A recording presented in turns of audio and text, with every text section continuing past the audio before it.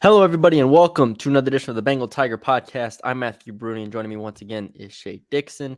Shea, we left Apogee Stadium, about an hour and a half ago or so, and we're back home. Got done with the LSU 2023 Spring Game. A lot of takeaways might be a strong sentence, but I think there were some palpable, tangible takeaways from this game. Where do you want to start in a 32-32 tie of the offense and defense?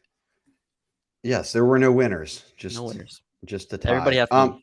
We have to start at quarterback. I mean, Brian Kelly said this week that they had five, like their O line was not deep. They only had like 7 or 8 guys, 6 or 7 guys healthy scholarship O linemen all spring. They made it through. Kudos to them, but they had 5 starters. They had all the receivers minus Aaron Anderson. They had a couple running backs, and Jaden and Garrett were out there all spring. So Brian Kelly said, when we go offense versus defense, I think the quarterbacks are going to look good. And Daniels 10 of 11 for 168, 2 touchdowns, no turnovers. Nussmeier 5 for 8 for 140, 2 touchdowns, no turnovers. Both of them were very efficient, as Brian Kelly said. And overall this spring, Kelly said what you saw with that efficiency, pushing it downfield, was what they had been working on.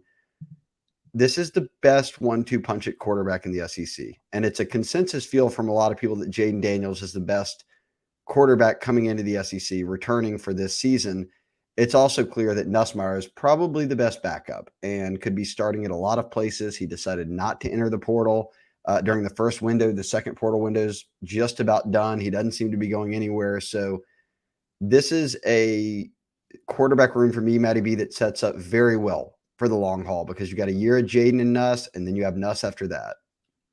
Yeah, eventually I'd have to. I'll defer to you, but it's got to be one of the best quarterback rooms in LSU history. This is a 1-2 punch. Garrett Nussmeier continues to just floor me. I'm waiting for one of these long balls to be overthrown by 10 yards or, intercepted because it's underthrown by 5 yards. They're just perfect every time. So yeah, the quarterback 1-2 punch is incredible because Jaden Daniels, like you said, I think starts, but at the end of the day, it's hard for me to imagine a year where Garrett Nussmeier doesn't step in and, have maybe a second half or a fourth quarter or a third quarter where he comes in and completes a couple big passes and elevates this team to a win that they might not have won in last year. So that's an interesting situation. I do like Brian Kelly also mentioning Garrett Nussmeier had the second string offensive line with him as well, which is a very big deal for an offensive line that, like we said, has like 6, 7 scholarship players on it. So he talked about guys moving from defense line to offense line just so they had numbers.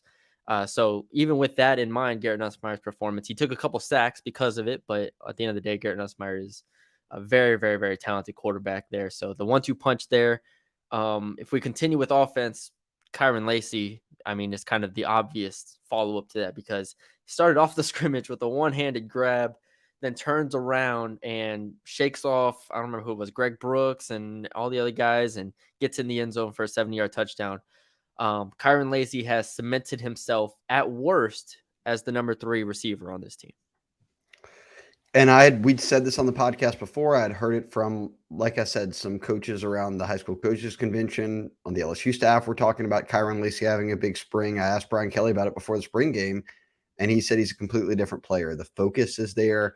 We saw it last year with drops in games, drops in practices that were uncharacteristic for a guy of his talent level that had played really well in high school, had played a lot at UL for a couple of years, and then was coming in here and with the expectation that he would look like he did today. And I think it just took a year of getting settled into the SEC, knowing he belonged in that receiver room. And now that Kayshawn and Jure are no longer on the team, gone to the NFL, the space is there for him to move into as a starter. And I'm with you. He cemented that for me today. And it wasn't not just that catch and run, but the fact that he was targeted 5 times, caught 4 balls, led the way in receiving, and clearly went out to assert himself as a guy who was going to make big plays for this offense. And hey, look, as they push the ball downfield, as they look for explosive plays, Lacy showed today he can deliver it. He can catch a ball, make a move, and dragged about 4 guys to the end zone after that. I don't know if that's great for LSU's defense. Matt House is going to be screaming about how that should have been tackled at about the 30-yard line, but Yeah. kudos to Kyron. Yeah, we'll talk about the defense in a little bit, but I thought it was pretty. I don't have any other major takeaways from the receiver group. Malik Nice. and Malik and Brian Thomas looked good. Like those are your top three. And hey, shout out Landon Ibieta, your man. Yeah, Caught a what like 50 finally. something yard touchdown at Yep. least, 70 Yeah. maybe. Yeah. Big reception from him. I thought he looked good in the return game as well. It was good to see Chris Hilton out there running around.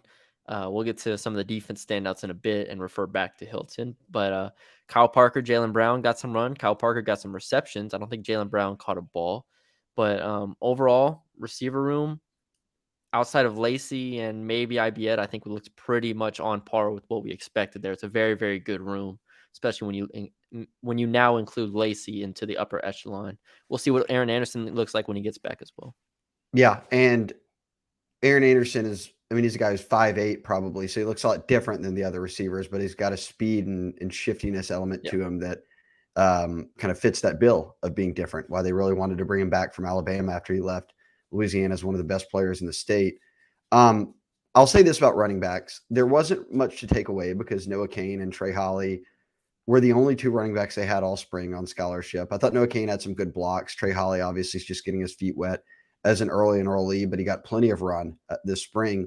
But John Emery is the veteran. Brian Kelly said he's still working on academics, but there's still a path for him to be on the team. Caleb Jackson, another top 100 player, top 150 player, comes to the team this fall. And then you had two guys out there, neither of which hit the portal. I think maybe people thought one of them, and Armani Goodwin, may entertain it, but Josh Williams and Armani Goodwin, who played a lot of football for LSU last year, both were at the game on the sidelines, obviously recovering from injury.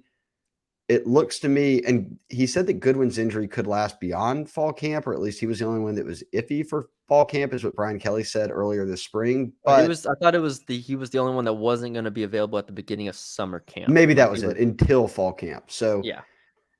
I'm TBD on the position because you've got six guys who I think are probably all talented enough to get out there and get some run. Yeah. I think that's a good assessment of it. I mean, they didn't even run the ball that much, really, No, until Ricky Collins got in the game, and then they started handing it off a bit. Shout out to Ricky Collins as well for not, Brian Kelly doesn't put him in the red jerseys, so every play with Ricky Collins is live until he is down. well, and Brian So Kelly said afterwards, he said, I don't want to hamper the progress of a kid who's coming into the program and be like, hey, now you're going to not try, slow yeah, up because they're just touching you. He was like, nope, go all the way. I want you to get tackled. yeah, yeah, that was good. Yeah, I mean Ricky Collins it's hard to pull anything from early enrollee guys. He's going to be perfectly fine as the third quarterback this year. Tight end, Mac Markway ended up not playing, so that hurt your draft pick there. Yeah. Um, Well, and look, tight end is one where, I mean, they only had one scholarship guy out there today, and he's an early enrollee in yeah, Jackson McGohan. So yep, Mason Taylor will be back. Kamorian Pimpton, who's a stud, gets onto the team this summer. You'll continue to work along these two other freshmen in addition to Pimpton, who are here for the spring, and you'll see what you have. But I think simply put, and we didn't touch on O-line. I mentioned that they didn't have a lot of the guys out there, but you've got all four high school O-line signees coming this summer. You've got Mason Lunsford from Maryland coming. They've offered another offensive lineman out of the portal. It's one of those things where I feel like the offense as a whole, I know what they are because almost all of them were on the team last year. And from quarterback to O-line to wide receiver to running back. And they continue to get better as the year goes on. Certainly they sputtered a bit in November, but guys were getting banged up. I think it's clear, though, that if guys are making leaps from year one to year two, and that's everyone from Jaden Daniels to Emory Jones and Will Campbell, your freshman offensive tackles, that they were good enough last year to beat teams like Bama. They'll be yep. better this year. So for me, defense is the one thing we're really talking about this offseason. I know what the LSU offense is. Exactly. No real change. I mean, on offensive line, we knew what the starting offensive line was with Campbell, Dellinger, Martinez, Frazier, and Jones. Nothing changes there. The second string was all over the place. I mean, Bo Borland got some snaps at center. Like I said, some guys were flipping from defense to offense there. So it was a very interesting situation. But I'm not super concerned with the offensive line at this moment as far as starters go. Depth is another story. We'll see how that plays out. Defense. I feel like there's a lot more takeaways from this game on the defense side of the ball. If we start up front, obviously no Mekhi Wingo, no Mason Smith, no Jordan Jefferson, who I'm very, very high on. But we did get to see a starting duo of Jacobian Guillory and Paris Shand on the inside. Savion Jones and Ovia Gofu as the edge rushers. Obviously, Gofu at Jack. But I will say Gofu and Swinson, we have a lot of questions. I say have because I still have them, but they looked very, very good. They looked good. They didn't look like B.J. Ojolari, but they looked very good. And Jackson Howard, the early enrollee, Yes. made a sack early on, or at least got Yeah. in on a sack early on. Mm-hmm. I'm still saying that the jury's out for me there. Now, look, even Kelly said afterwards, Gofu is a saving grace for them because he's a veteran presence. He got Yeah. him through spring ball. He's going to play a lot. Either we're going to get a rotation there, or Deshaun Womack comes in and really stands out. And look, we saw him today on the sidelines. He is 6'5", 270. Doesn't look like he should still be in high school, which technically he should be. Early enrollee, didn't get to work out in the spring because of a shoulder injury, but had that surgery, got it all cleaned up after his back in December, January. So he's good for the summer and fall. That's one of the more intriguing, that like D end. In fact, really a lot of the D line jack is intriguing to me because in a good way, they have a lot of depth. And whether that just means they rotate a lot, that's great because last year, like 4 guys played every single snap for them. So you'd love that. But I also still think a guy like Womack really emerges for him. Yeah, I agree. I agree. Like I said, it doesn't completely answer my questions, but it was good at least to see those two get after a little bit. At linebacker, Harold Perkins, inside linebacker, got to see him play there. Greg Penn did not play. So it was Omar Spates and Harold Perkins at the inside spots, which it was throughout spring for the most part. I don't have any. I'm interested to go back and watch the game again, if nothing else, just because I want to see what Harold Perkins did at inside linebacker. At times, to me, it kind of got lost in the shuffle of everything, whether it was run plays, whether it was pass coverage, blitzing, all that stuff.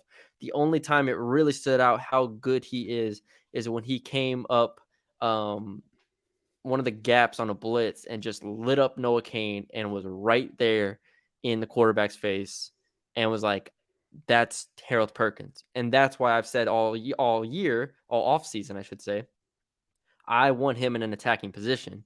And that's my hesitation with putting him at inside linebacker because it might limit him at times in that spot. But Brian Kelly said he had a very good game. I'm going to go back and watch it a little more closely because it didn't really stand out besides that play. Yeah, right. Brian Kelly did say afterwards that he thought Harold Perkins looked like Harold Perkins, and all spring we've heard that same thing. So I feel, and I wrote this in the tidbits too on the side about some takeaways. Omar Spates is going to be one of the steals for them in the transfer portal, just because you now compare them two at linebacker together. You've got Greg Penn, who led the team in tackles a year ago. We know what West Weeks can do. Whit Weeks picked off Ricky Collins and took it back for a touchdown. So they're not like super deep at middle linebacker, like the 2 linebacker spots, but they do have really good talent there who are solid players, and a combination of transfers, returning guys, nice signees. And Harold Perkins is obviously sort of the cherry on top in terms of just how good they can be. I like the linebacker room. Yeah. Whit Weeks, that play by Whit Weeks kind of just epitomized everything we love about Whit Weeks and what he can be with this team. Awesome in space, awesome hands, great reactions, all that stuff. All right, the secondary. This is the interesting spot here, Shea. At corner, the 2 starters, I believe, were Zy Alexander and J.K. Johnson. Second string was Denver Harris and LaTerrence Welsh. Those 4 got pretty much all of the snaps at corner. Really, for me, this comes down to LaTerrence Welsh was flat out awesome. Granted, he went against second string for the most part. Chris Hilton, Jalen Brown, Greg Clayton, shut all of them down. Denver Harris was hit or miss for me at times. I'm not too worried about Denver Harris. I think they're testing him. They're bringing him along. They're not just handing him a starting job. He's got to earn it because of coming from A&M and being dismissed from A&M for half the season, really. Yeah. I like their second team guys. If Denver and LaTerrence Welsh can play like they can play, and you've got J.K. Johnson and Zy, I'd feel very good about it. I think the storyline for me was Deuce Chestnut, who comes from Syracuse, didn't play this spring, but he's another corner they took. All we talked about really was the 4 transfers, and LaTerrence Welsh was the only one who had any pass breakups, looked very solid in coverage. Suddenly, in his second year, can he play spoiler? Can he start stealing reps from guys who we thought were going to be the starters? Yeah, that's going to be the interesting thing in this fall is how this all shakes out. Like you said, ultimately, I think Denver Harris gets the job done, and I think he gets the starting job. Me too.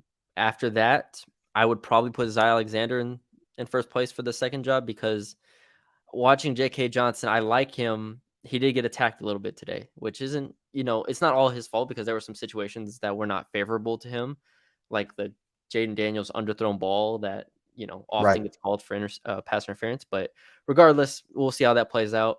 Nickel, I didn't see anything crazy from Sage Ryan today or Jordan Allen, really. Like you said, I could very well see Deuce Chestnut coming in here and maybe making some noise at that spot.